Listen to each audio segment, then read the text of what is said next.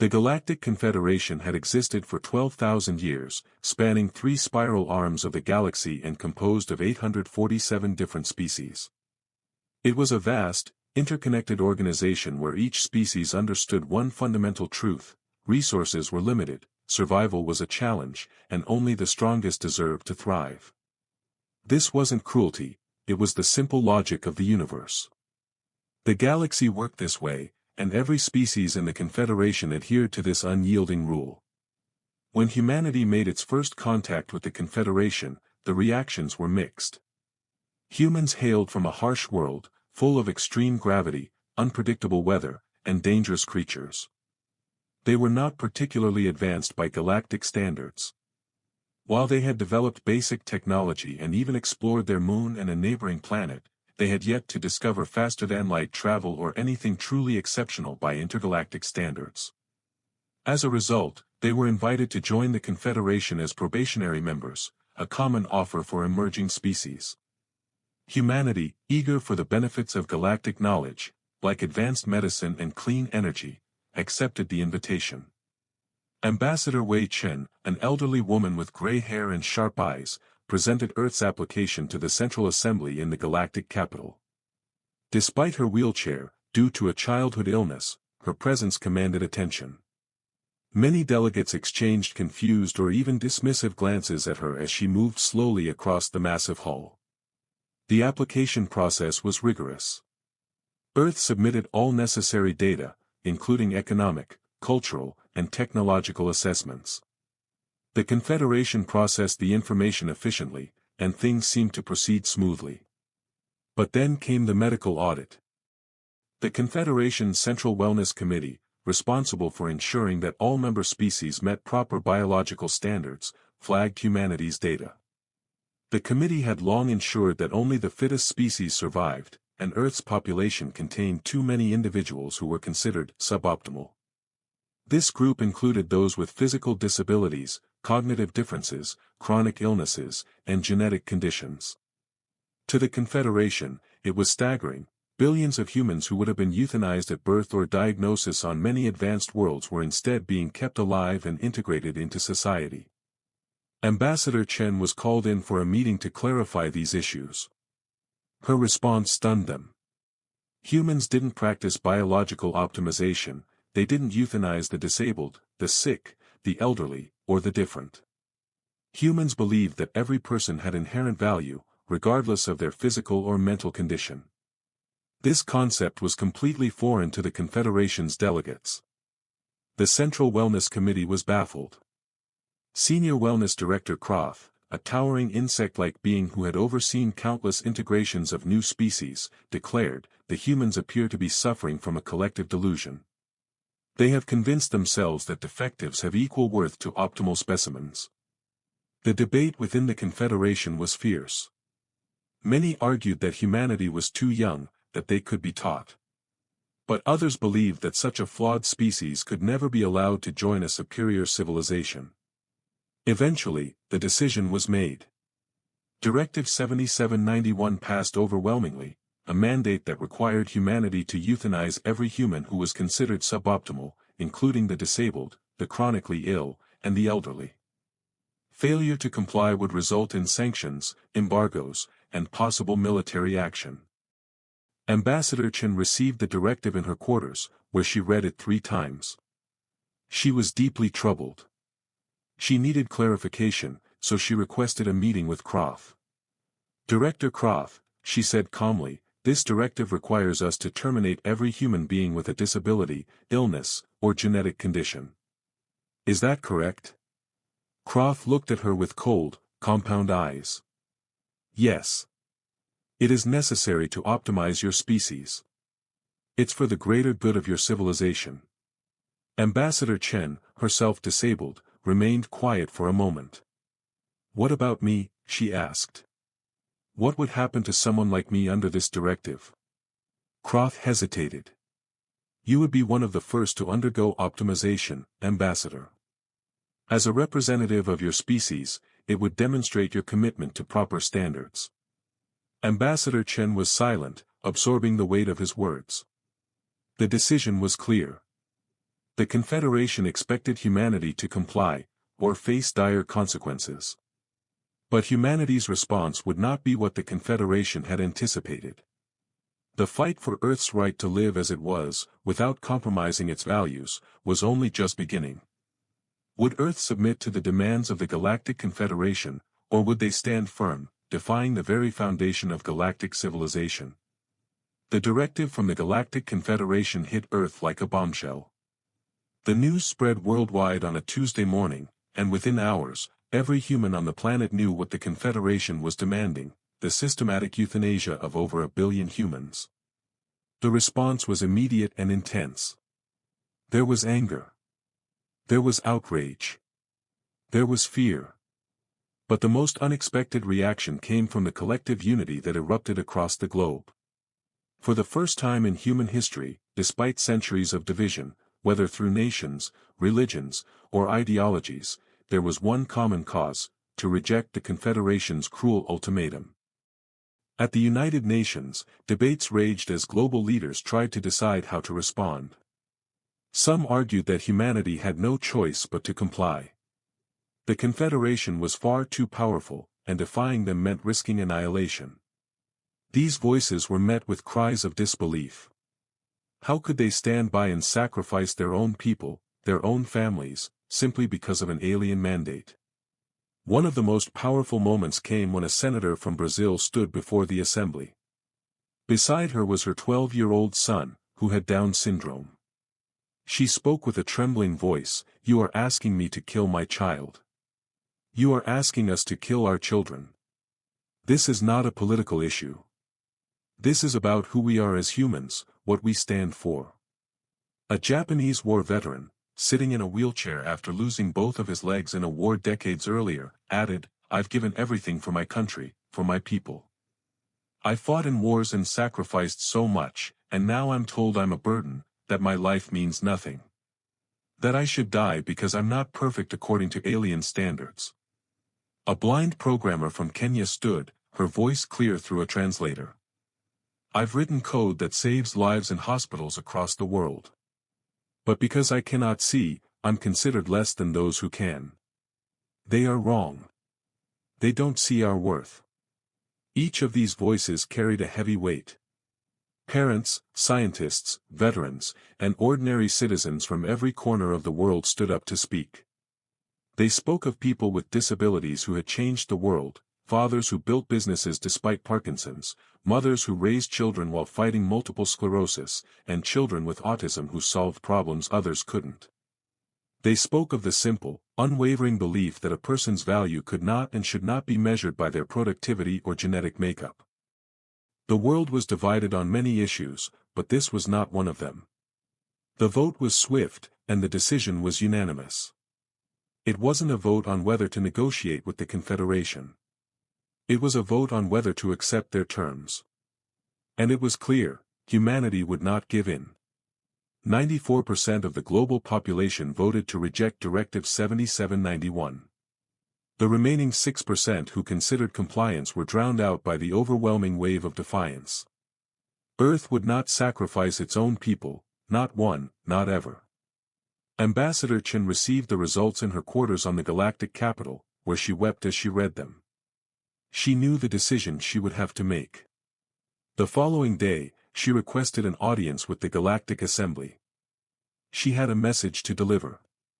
The Confederation believed that humanity's will would break, that the fear of losing access to galactic technology would force them to comply. But they underestimated the strength of human unity. Ambassador Chen had one final chance to make humanity's position clear. Ambassador Wei Chen entered the Great Assembly Hall of the Galactic Confederation with a steady hand pushing her wheelchair. The hall was enormous, a cavernous space that stretched for kilometers, filled with delegates from all 847 member species. The ceiling was so high that it seemed to disappear into the stars. Flags from distant worlds lined the walls, and the seats were occupied by some of the most powerful beings in the galaxy. The atmosphere was thick with anticipation. Everyone knew that humanity was about to respond. Most Confederation delegates expected a compromise.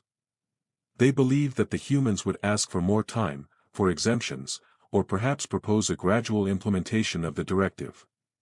After all, every species before them had complied with the Confederation's orders. Surely, humanity would do the same. But Ambassador Chen was determined to show them something different. Behind her, a delegation of 50 humans followed, each one chosen because they represented those who would have been terminated under Directive 7791. There was a young man with no arms, who had learned to paint with his feet and mouth. There was an elderly woman with Parkinson's disease who had won a Nobel Prize in physics. There was a deaf and blind teenager who had written poetry that moved millions. There was a soldier who had lost both legs in combat but now coached wheelchair basketball. There was a scientist with autism who had solved complex mathematical problems. And there was a grandmother, once a skilled surgeon, who now suffered from dementia. The Confederation delegates watched as the group entered, some with uneasy glances, others with open disdain. There was a murmuring in the crowd, a feeling of discomfort at the sight of what many considered defectives. But Ambassador Chen did not flinch. She had been through too much, endured too much, to care about the stairs.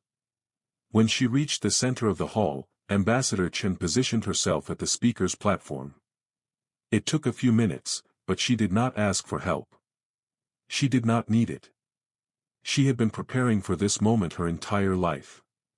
Finally, she activated the translation system, and her voice echoed through the hall, reaching every delegate in 847 different languages.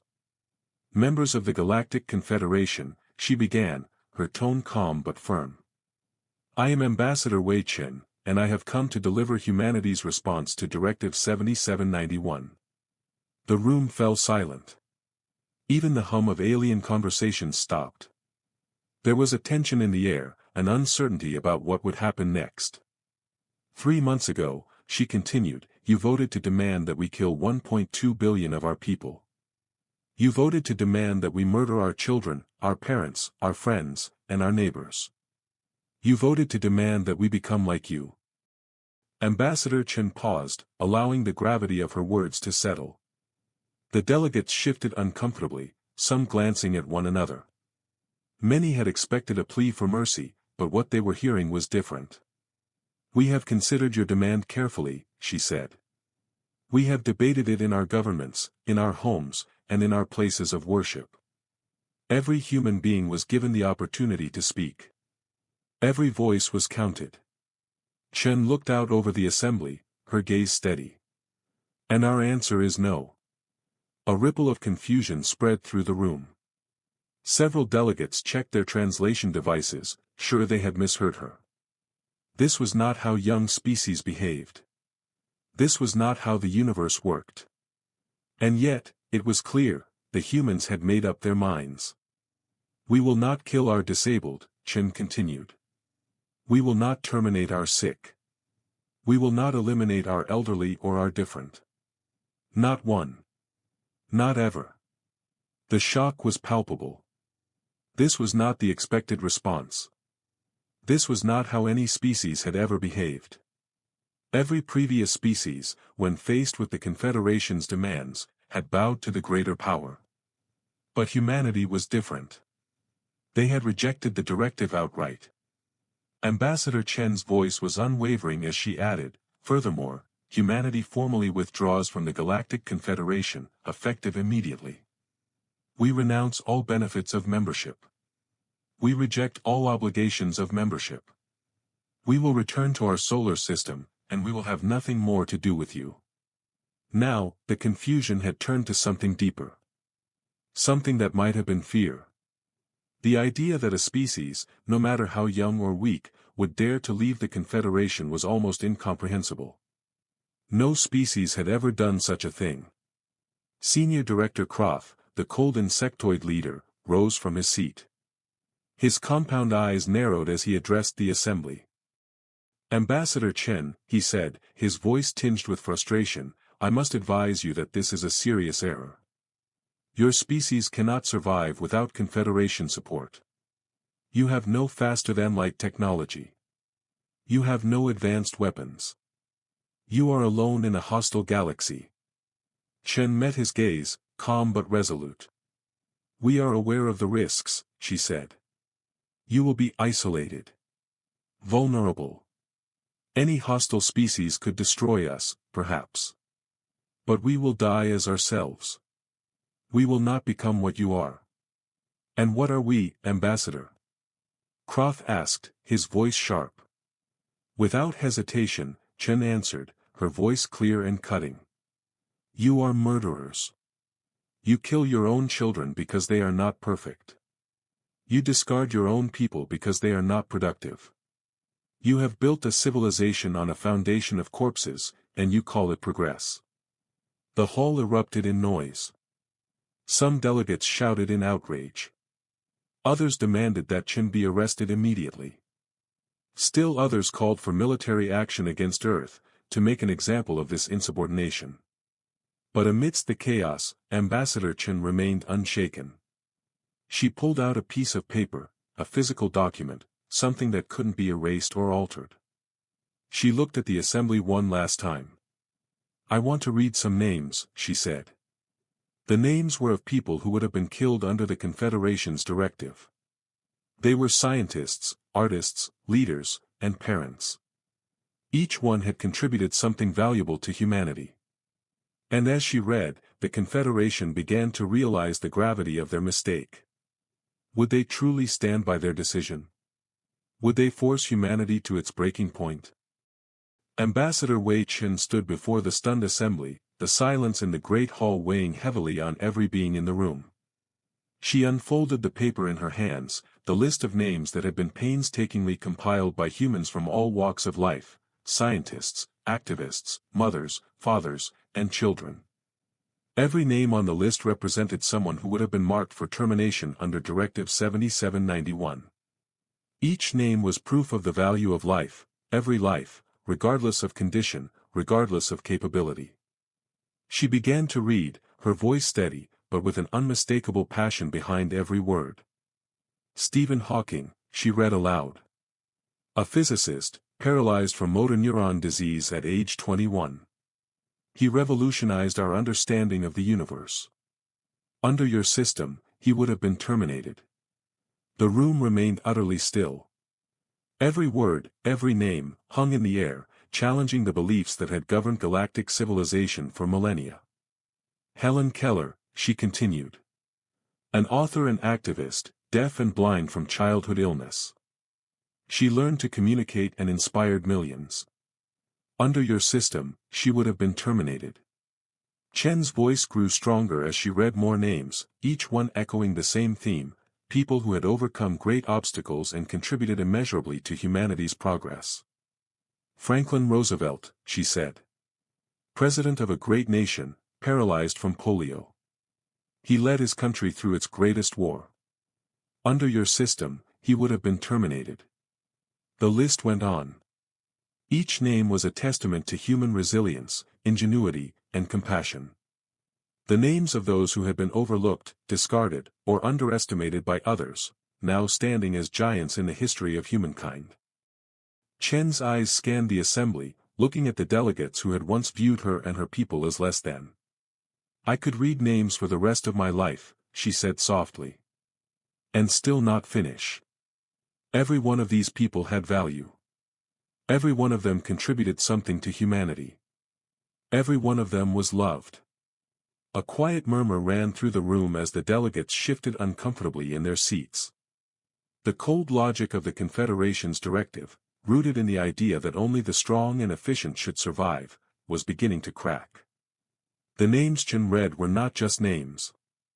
They were faces, stories, lives that the Confederation's decision sought to erase.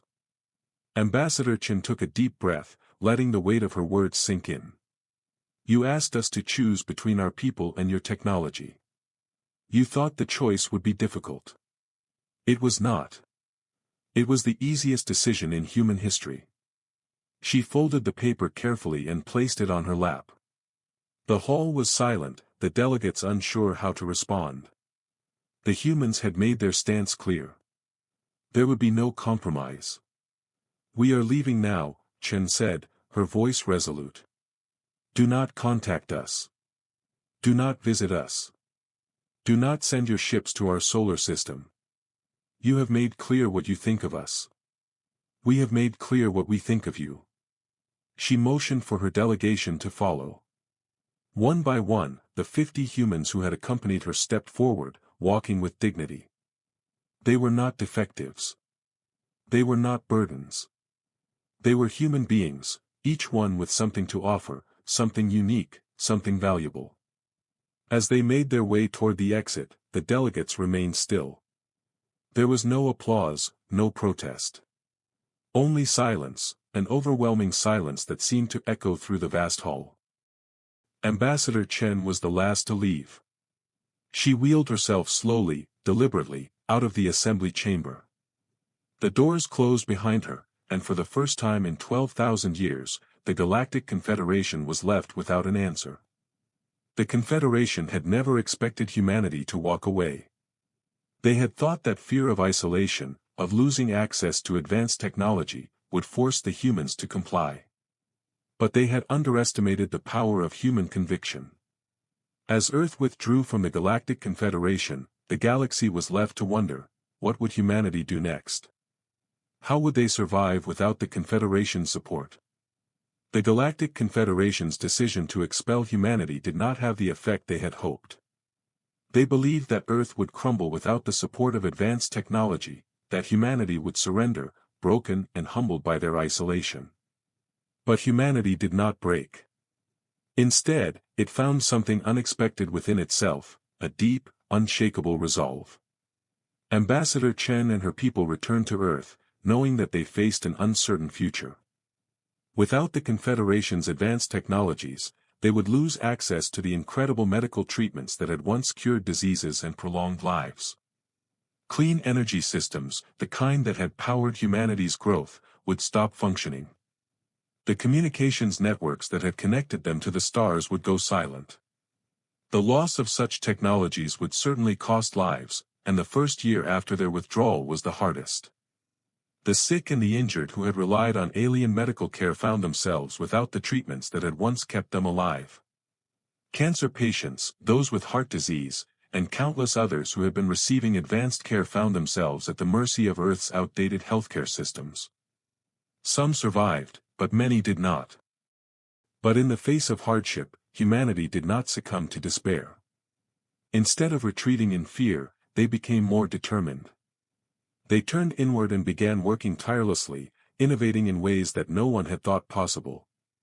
Dr. Yuki Tanaka, a deaf engineer, who had worked on Confederation propulsion systems before the withdrawal, led a new initiative. She assembled a team of brilliant minds, many of whom were also among those the Confederation would have considered defective. There was a physicist with severe autism who could visualize complex mathematical structures that no one else could. There was an engineer with cerebral palsy whose shaking hands belied a genius for solving problems that even artificial intelligence had struggled with. Together, they set out to do what the Confederation said was impossible, to build a faster-than-light engine. They were working from scratch, with no help from the Confederation, no advanced resources. They failed hundreds of times. They ran out of funding twice, only to beg for more. They were mocked by other experts who believed the project was a pipe dream. But in March, 3 years after Earth's withdrawal, they tested their first prototype. It worked. It was crude, inefficient, and required enormous amounts of energy, but it moved faster than light. Humanity had done the impossible. Dr. Tanaka became an overnight hero. Her face appeared on magazines and news programs around the world. But when reporters asked her how she accomplished what had once been deemed an insurmountable feat, she gave a simple answer. "They told us we were defective," she said, her words translated from sign language. "They told us we had no value. We wanted to prove them wrong." This breakthrough was only the beginning. Across the world, people who had once been considered suboptimal were at the heart of humanity's new wave of innovation. Scientists with genetic conditions developed new treatments for diseases. Programmers who were blind created more efficient ways of coding. Engineers who had been dismissed due to physical limitations built machines that the Confederation had claimed could only be made by perfect beings. And as humanity's technological prowess grew, so did their sense of purpose. No longer isolated by the Confederation standards, they reached out in new ways, both internally and externally. They reconnected with each other, learning from their past mistakes. They came together not just to survive, but to thrive. The Confederation had expected Earth to falter. But what they didn't anticipate was the unstoppable will of a species that refused to give up on its values. As the first faster-than-light engine powered humanity's future, the question lingered: what would the Confederation do next?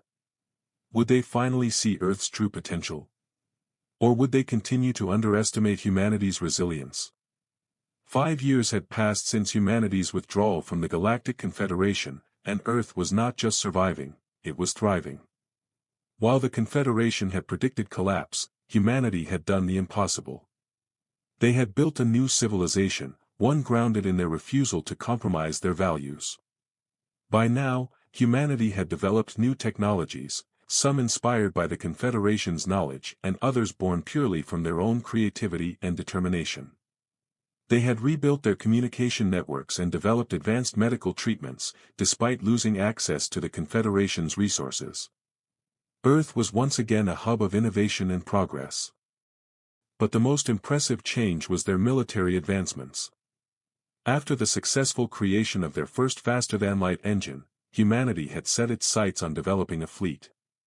They didn't just build one ship, or a handful of ships. They built a fleet, 17 faster-than-light warships, each one designed with the knowledge gained through years of resistance and perseverance. They were stationed throughout the solar system, ready for any threat that might come their way. And there was a new frontier: humanity had begun to expand. Colonies on Mars were growing, mining operations in the asteroid belt were thriving, and research stations had been set up on the moons of Jupiter and Saturn. Humanity, once bound to a single planet, was now an emerging presence across the solar system. The Confederation, watching from afar, was beginning to feel a sense of unease. Their models had predicted that Earth would break under the pressure of isolation. Yet the opposite was happening. Humanity was not just surviving, it was adapting and expanding. Then came a surprise that no one had predicted. The Confederation sent a probe into the solar system, expecting to find a weakened humanity. Instead, it found something far more alarming: a fleet. A fleet led by humans, capable of traveling faster than light, standing ready to defend their home. The Confederation had watched Earth with growing discomfort. For years, they had expected humanity to send a delegation begging for readmission, humiliated by their failure. But instead, the Confederation received reports of human ingenuity and growth. Earth was not just a survivor, it was becoming a power in its own right. More surprising still, the Confederation's probe detected something else. Thousands of non-human life forms were living on Earth, thriving in refugee communities across the planet. These were not the conquered species the Confederation had expected to see. They were the refugees, those who had fled Confederation worlds where the optimization protocols had ruled with cruel authority. The humans had welcomed them, offering sanctuary and a new home. The Confederation had made an error. They had not predicted the strength of humanity's empathy. They had not seen how the same traits they deemed weaknesses, compassion, stubbornness, and a refusal to abandon the vulnerable, could become humanity's greatest strengths. As Earth expanded its influence and became a beacon of hope for outcasts across the galaxy, the Confederation was faced with a difficult reality. They had tried to break humanity, to force them to conform to their cold, efficient system. But humanity had proven that it could thrive on its own terms. The Confederation now had to reckon with the rise of a new power in the galaxy, one that refused to accept the principles that had governed galactic civilization for millennia. The Galactic Confederation had always been certain of one thing: no species could survive without their guidance, without their technology, and without their strict rules of optimization. They had never anticipated that humanity, a species they had written off as defective, would defy their orders and thrive in the face of adversity. They had underestimated humanity's capacity for growth, innovation, and, most importantly, compassion. As Earth's power grew, so did its influence. Refugees from across the galaxy, species who had suffered under the Confederation's brutal biological optimization policies, found a sanctuary on Earth. The once forgotten, the once condemned, were now part of a new world, a world where differences were celebrated, not eradicated. Humanity was no longer alone in the galaxy. A new alliance had begun to form, a union of Earth and the refugees who had escaped the Confederation's oppressive regime. They built communities together, overcoming language barriers, adapting to new environments, and learning from one another. And as they worked together, their strength grew. Meanwhile, the Confederation continued to watch, their unease growing. Their military strategies, honed over thousands of years of optimization, had failed when faced with the unpredictable nature of humanity. They had seen the newly formed human fleet, their technological advancements, and their growing influence across the solar system. The Confederation's leaders, once so confident in their superiority, now realized that Earth was no longer the weak, isolated species they had once thought it to be. It was only a matter of time before the Confederation would need to act. The Vex, a mysterious and terrifying enemy that had been destroying planets at the outer rim of the galaxy, were growing closer. The Confederation's forces had failed to stop them, and now their best hope lay with humanity. The Confederation had no choice but to turn to the very species they had once tried to eliminate. A diplomatic mission was sent to Earth, but this time, it was different. The Galactic Confederation had never before reached out to a species that had voluntarily left. But now, desperate times called for desperate measures. The Vex had destroyed colony after colony, and the Confederation was losing ground. A small ship carrying a high-ranking Confederation diplomat, Threll, arrived at the edge of human-controlled space. It was intercepted by 3 of Earth's warships. After tense negotiations, the diplomat was escorted to Earth. There, he would meet the new leaders of a very different humanity, leaders who had rejected the Confederation's cruel ways and were now building something new, something better. When Threll arrived on Earth, he was taken to the headquarters of the Sol Alliance, the new governing body representing humanity and the refugee species they had taken in. The leader who awaited him was Ambassador Lin Chen, the daughter of the famous Ambassador Wei Chen, who had rejected the Confederation's demands all those years ago. Lin Chen was a striking figure, a woman in a wheelchair, deaf and deeply connected to the history of her people's struggle for survival and dignity.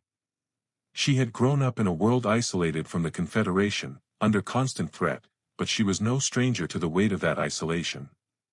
She knew what it meant to be seen as defective, and she had lived her life proving that she was anything but. As Threll faced her, he was reminded of her mother's famous speech all those years ago. Ambassador Wei Chen had said that the Confederation was built on the foundation of corpses, and it seemed now that those words had been prophetic. The Confederation had tried to crush humanity, but instead, they had helped humanity build something stronger, something that embraced all lives, regardless of imperfections. Ambassador Chen, Threll said, bowing respectfully. I come with a request for help. The Vex are advancing, and we have no hope of stopping them alone. We need your assistance. Lin Chen looked at him, her eyes steady and unyielding. You come to us now, after everything that has happened? She asked, her voice cool but firm.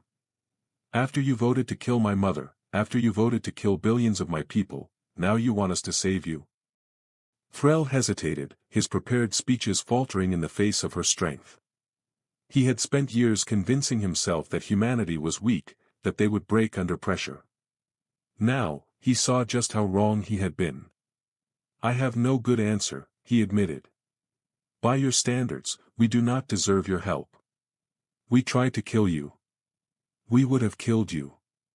And now we are asking for your mercy.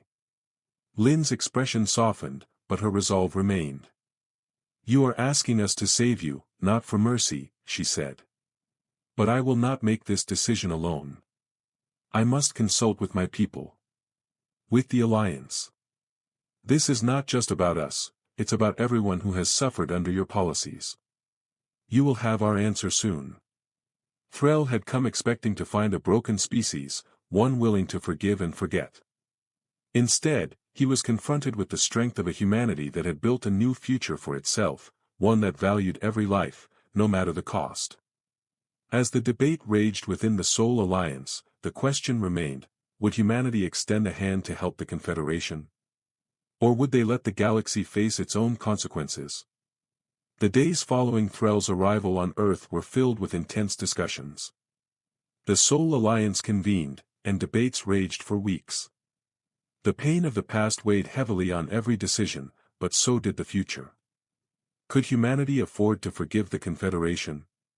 Could they ignore the suffering it had caused? And yet, could they stand by and watch as the Vex, a threat far greater than any they had faced before, destroyed everything they had worked so hard to build? The debates were long and impassioned. Many in the Alliance wanted to refuse the Confederation's request for help. The memories of the suffering caused by Directive 7791 were still fresh. The refugees, many of whom had fled Confederation worlds to escape the very policies that had tried to destroy them, felt the weight of the decision even more strongly. One of the leaders, a Velith doctor whose daughter had been born with a condition that would have led to her termination, spoke up, "I hate what they did to us. I hate what they did to our families. But our hatred cannot be worth the lives of innocent children. The Vex will not distinguish between the guilty and the innocent. If we let them fall, we will all fall." Dr. Yuki Tanaka, now a prominent leader in the Soul Alliance, added her voice to the conversation. "I spent my whole life proving that we had value, that we were not defective, that we could achieve things the Confederation said were impossible. But proving that we have value is not the same as proving they have no value. We cannot become what we rejected.